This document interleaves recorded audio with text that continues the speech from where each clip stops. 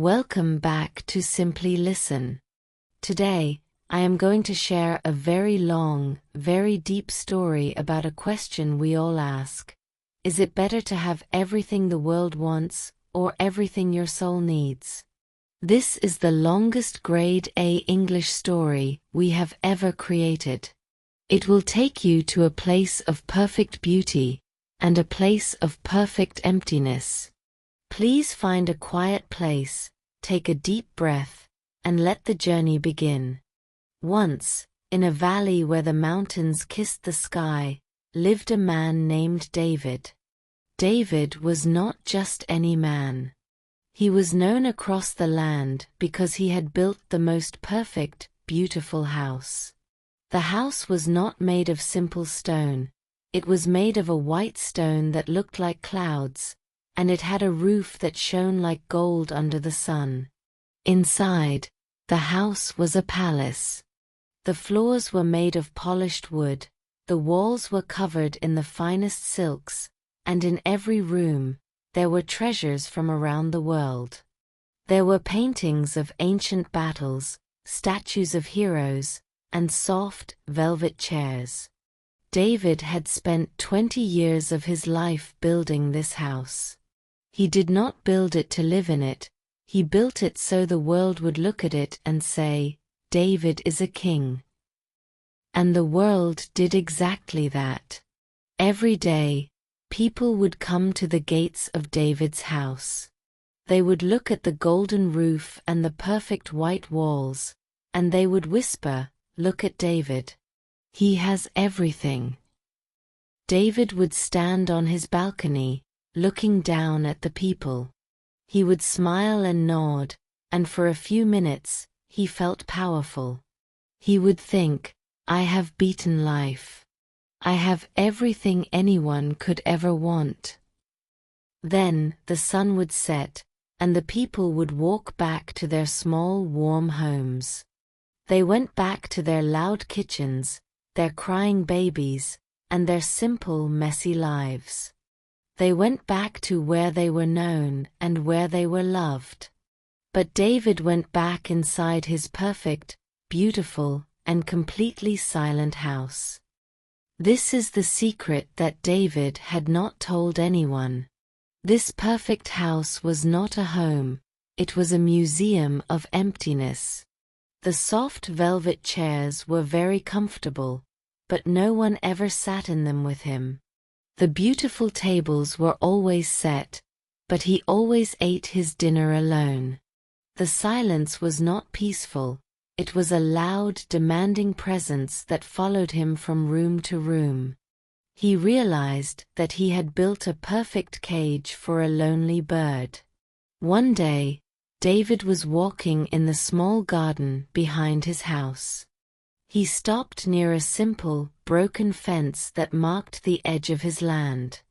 On the other side of the fence was a small, cluttered yard with overgrown grass. He saw a child, no more than 5 years old, sitting in the grass with a stick. The child was covered in dirt, his hair was messy, and he was laughing the loudest laugh David had ever heard. The child was using the stick to make a small house in the dirt. He was talking to the stick, saying, "And this is the room for my mommy, and this is the room for my daddy, and this is where we all sit together." David stood by the fence, watching the child with the stick and the dirt house. The child's house was not perfect, it was made of mud, and it would be gone with the next rain. But the child's house was full of something that David's golden palace had never known. It was full of an absolute, unbreakable connection to people who loved him. The child looked up and saw David, the man with the golden roof. The child pointed at David and said, "You must be very happy. You have the biggest house in the world." David looked at the child, and then he looked back at his own massive, silent palace. He thought of the white silk walls and the empty velvet chairs. "I have a big house, yes," David said, his voice quiet and low. "But I do not have a home." The child did not understand the difference, but the man on the golden balcony understood it clearly. He walked back to his palace, but he did not go inside. He sat on the steps in the open air, and he finally cried the tears he had been holding for 20 years. He cried for the 20 years he spent building walls instead of building relationships. He cried for the conversations he never had, and the children he never held. David realized that his house was a perfect metaphor for his entire life. It was all outward show, with an empty center. The next morning, David packed a simple bag. He did not take any of the treasures or the gold or the silk. He just took a few clothes and some food. He went to the gates of his house, where the people were already waiting to stare. They looked at the man with the golden roof and the simple bag, and they were confused. "Where are you going, David?" they asked. "You have everything here." David looked at the perfect white walls and the golden roof one last time. "I am going to find the stick in the mud," he said. "I am going to find the things that you cannot see and you cannot count." David left the valley and walked for many, many days. He stayed in simple houses and shared meals with families.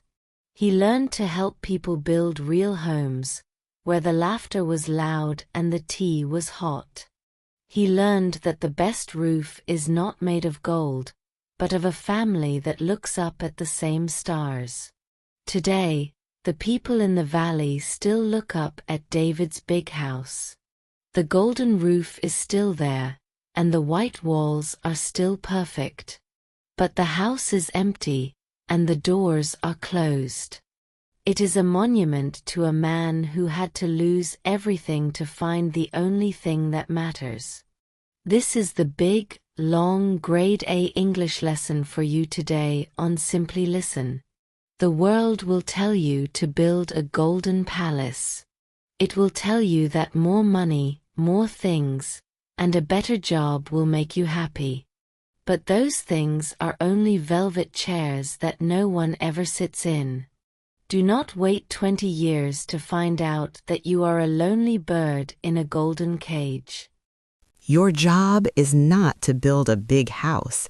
Your job is to build a life full of love. You are not a museum of emptiness. You are a living, breathing human being. Fill your life with the things that count, the stick in the mud and the people who know your name.